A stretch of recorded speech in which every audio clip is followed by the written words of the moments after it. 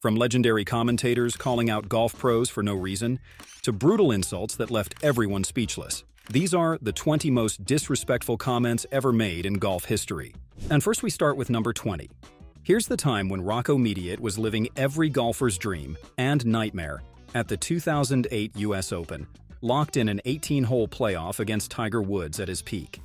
It was the ultimate underdog story, a scrappy underdog fighting against the most dominant force in golf history. But Johnny Miller, he didn't see a Cinderella story. He saw a guy who didn't belong. It's like David against Goliath, only this David doesn't even have a slingshot. Miller scoffed on live TV. No respect, not even a chance. Miller basically told the world that Mediate wasn't just an underdog, he was hopeless.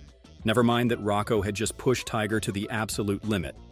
In Miller's eyes, he was just a guy getting in the way of Tiger's inevitable victory. Now we're at number 19.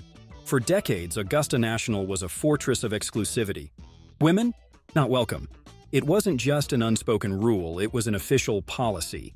But in 2012, that barrier finally crumbled when Augusta National accepted its first female members. It was a historic step forward, a moment that many saw as long overdue. But Peter Alliss?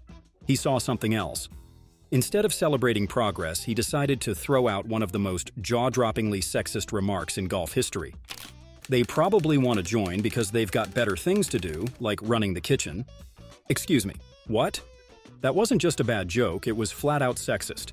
Instead of acknowledging that women were finally being allowed into one of golf's most elite and exclusive clubs, he shrunk their ambitions down to a kitchen stereotype.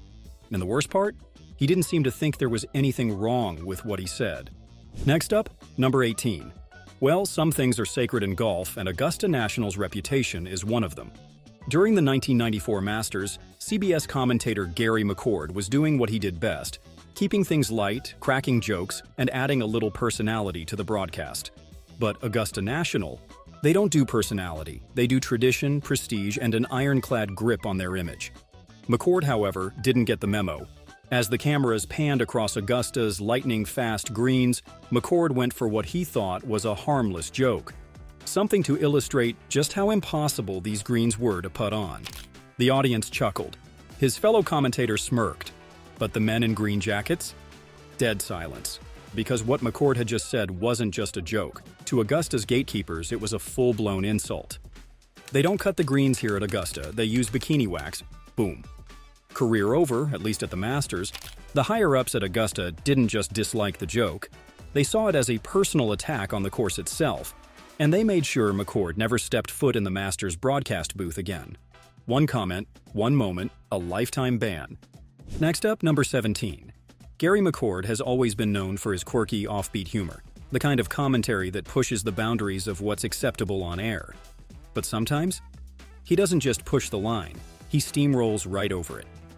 One of the most cringeworthy moments came when he was discussing LPGA star Natalie Gulbis, a talented golfer who had built a name for herself with her strong short game and impressive career. But instead of keeping the focus on her skills, McCord decided to take things somewhere completely unnecessary. She's got a great short game, and even better long legs. What? That wasn't golf analysis, that was pure objectification, and let's be honest, this kind of commentary is exactly why women's sports constantly battle for respect. Gulbis wasn't on the course to be admired for her legs. She was there to win. McCord may have been trying to be funny, but all he did was remind everyone that some golf commentators still don't know where the line is. Here at number 16, there are some golfers that have a reputation for their majestic swings, pinpoint irons, or ice-cold putting. And then there's Sergio Garcia, whose putting stroke has been the subject of ridicule for years. And if there's one guy who's never missed an opportunity to take a shot at Sergio, Paul Azinger. Azinger has never held back when it comes to commentary and Garcia. He's been one of his favorite punching bags. Over the years, Azinger has thrown plenty of jabs, but one comment hit differently. Not just because it was brutal, but because it was hilariously accurate. With cameras zoomed in on Garcia standing over a putt, Azinger let it fly. Sergio's putting stroke looks like someone trying to kill a snake in a phone booth. Ouch.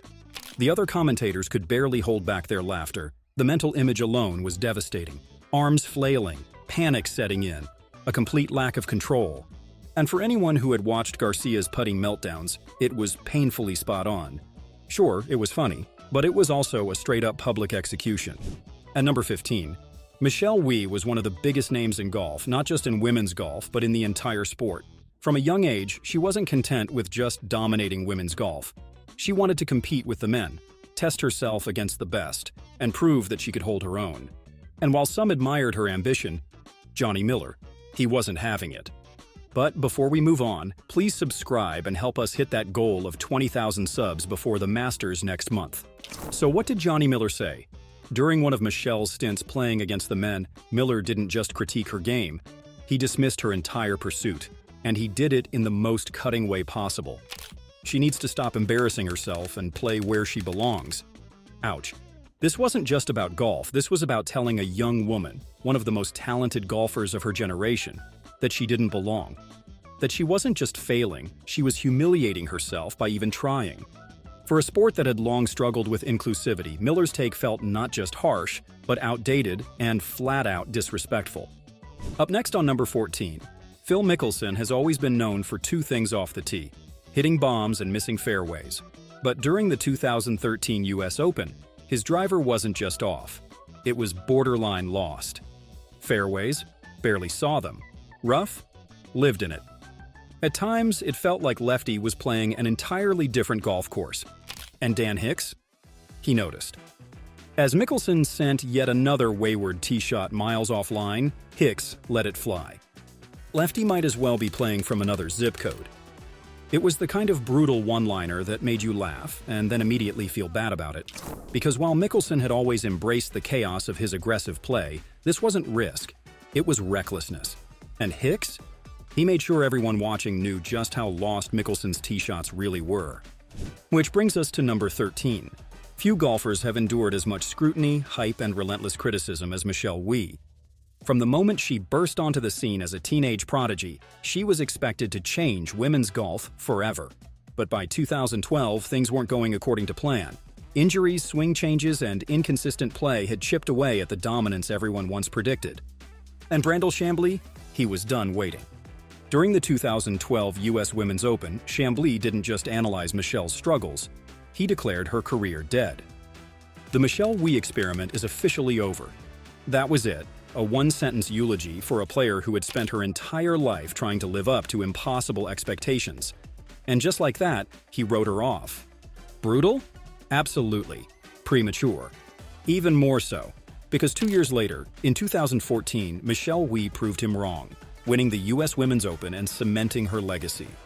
Up next, Rickie Fowler has always been one of the most popular guys on tour. He's got the swagger, the signature orange outfits, and a fan base that loves him. But for all the style, there was one thing missing: a major championship. And during the 2018 PGA Championship, Sir Nick Faldo made sure everyone remembered that. Fowler was once again in contention, looking to finally silence the doubters. But Faldo? He wasn't buying into the hype. Instead of praising Fowler's talent or his close calls, Faldo went straight for the jugular. Rickie's got all the talent in the world, but at some point you have to start winning. Talk about brutal honesty. Faldo, a six-time major champion, wasn't wrong. Fowler had come close plenty of times, but couldn't quite seal the deal. But hearing it from one of the greatest to ever play? That had to sting. Now we're at number 11, and here we have Paige Spiranac. She isn't just a golfer, she's a brand, a social media powerhouse, and an advocate for growing the game. She's used her platform to bring new eyes to golf, break down barriers, and encourage more women to play. But not everyone sees her that way. Brent Musberger, he saw something else entirely. During a broadcast, Musberger dropped one of the most blatantly inappropriate remarks ever made on air. "I don't know what she's doing with a golf club, but I know exactly why people are watching." Wow. That wasn't a joke about her swing, it was a blatant comment about her appearance, reducing her presence in the sport to nothing more than how she looked. It wasn't just unprofessional, it was insulting. Spiranac, who has dealt with similar remarks throughout her career, didn't stay quiet. Halfway through at number 10. So, winning the US Open is one thing. Breaking records while doing it, that's a whole different level of greatness. And in 2017, Justin Thomas did just that, firing a historic 63 at Erin Hills, a score that had golf fans buzzing. But Johnny Miller? He wasn't buzzing. He was comparing. Instead of celebrating Thomas's achievement, Miller brushed it aside with one of the most backhanded compliments in golf history. "It's great, but it's not quite Oakmont." Translation: "Nice try, kid, but it's not as good as what I did." Miller was referring to his own legendary 63 at Oakmont in 1973, a course widely considered one of the hardest in U.S. Open history. And rather than letting Thomas enjoy his moment, Miller made sure to remind everyone that his record was just a little better. Not exactly the warmest congratulations. Instead of lifting Thomas up, Miller made it all about himself, turning one of the greatest rounds in U.S. Open history into a personal victory lap. Coming in at number 9, Annika Sorenstam isn't just one of the best female golfers ever, she's one of the best golfers, period. In 2003, she took on one of the biggest challenges of her career, competing in a PGA Tour event against the men. It was a groundbreaking moment for women's golf, a bold step into uncharted territory. But Johnny Miller, he didn't see history in the making. He saw a backhanded compliment waiting to happen. While breaking down Sorenstam's performance, he dropped this cringe-worthy remark: "She's got a good swing for a woman." Wow. Really? If that was meant to be praise, it completely missed the point. Sorenstam wasn't there to prove she could play well for a woman. She was there to prove she could compete. She had already dominated the LPGA, won countless titles, and was respected across the sport. But in Miller's eyes, her swing still came with a disclaimer. Instead of recognizing the significance of the moment, Miller managed to reduce her achievement to gender, as if her talent needed a qualifier. Next up, number 8. Michelle Wie has spent her entire career proving people wrong. From the moment she turned pro, critics lined up to question her legitimacy, her decisions, and even her right to compete. But while most critiques focused on her performance, Byrum took things a step further, attacking her right to success itself. During a segment on Golf Channel, Byrum didn't just question Michelle's game, he questioned whether she even deserved the rewards that came with it. "She hasn't won much, but she sure knows how to cash a check." That wasn't analysis, that was an outright dismissal of her career. Yes, Michelle had landed major endorsement deals early on. But let's be real, those deals didn't happen by accident. While her professional wins weren't piling up at the time, she was still a talented and hardworking player. Which brings us to number 7. David Ferty is known for pushing the boundaries of golf commentary, balancing between hilarious and downright savage. And when it came to Colin Montgomery, he didn't hold back. Montgomery, one of the most accomplished European golfers of his era, was famous for his intensity, his fiery temper, and, let's be honest, his ability to look perpetually stressed. Whether he was lining up a putt or walking down the fairway, he often looked like a man with the weight of the world on his shoulders. And Ferty? He saw his opening.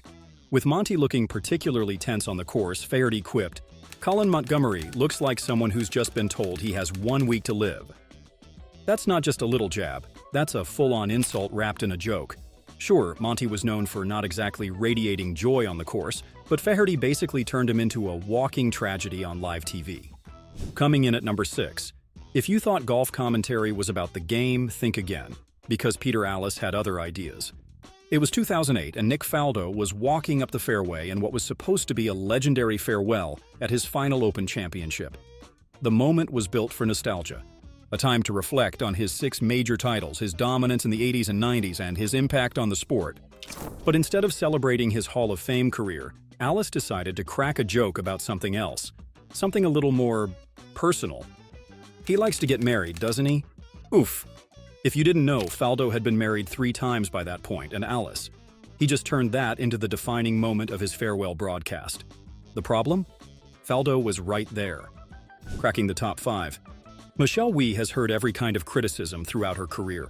Her swing, her putting, her decision to play against men. But in 2014, Peter Kostis decided to take things in an entirely different direction. Instead of doing his job, analyzing her game, he made one of the most bizarre remarks ever heard on a golf broadcast. "She's got a great swing, but I'm not sure if that dress is USGA approved." That's the kind of comment that makes you stop and wonder, what does that even have to do with golf? Michelle wasn't breaking any rules. She wasn't violating any dress codes. She was just playing golf. This was a classic example of how female athletes are judged differently. When a male golfer tees it up, nobody questions his attire. But when Michelle Wie does it, suddenly, her dress is part of the conversation. Now at number 4. Brent Musberger had already crossed the line once when talking about Paige Spiranac. You'd think after the backlash he'd tone it down. Maybe focus on, I don't know, her actual golfing ability? Nope. He did the exact opposite. Instead of acknowledging Spiranac's skills or her impact on growing the game, Musberger made it painfully clear what he really thought. Whatever she's doing, it's working because no one's watching for her swing.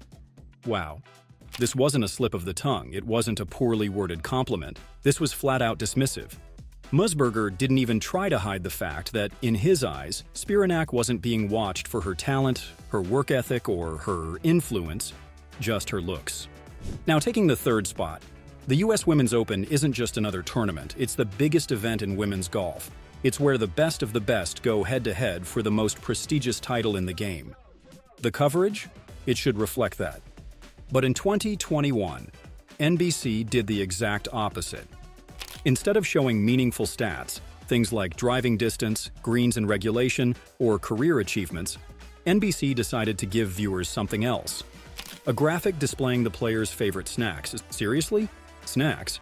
While the men's tournaments got detailed performance breakdowns, the top female golfers in the world were being reduced to trivia about their food preferences. Imagine if, during a Masters broadcast, instead of discussing Tiger Woods' strategy, CBS put up a graphic about his favorite brand of potato chips. This wasn't just tone-deaf, it was flat-out disrespectful. It sent a clear message. Women's golf wasn't being taken seriously. The worst part? This wasn't a mistake or a technical error. Someone at NBC thought, yeah, this is a great idea. For a tournament that should have been celebrating the highest level of competition, NBC managed to turn it into an absolute embarrassment. Coming in at number 2. Rudy Giuliani isn't exactly known for his filter, but in 2021 he took things way too far with an inappropriate and downright disturbing story about Michelle Wie. During a public podcast, Giuliani had the opportunity to talk about Michelle's accomplishments, her impact on the sport, or even just golf in general. But instead, he shared a bizarre, uncomfortable, and completely unnecessary anecdote, one that had nothing to do with her talent.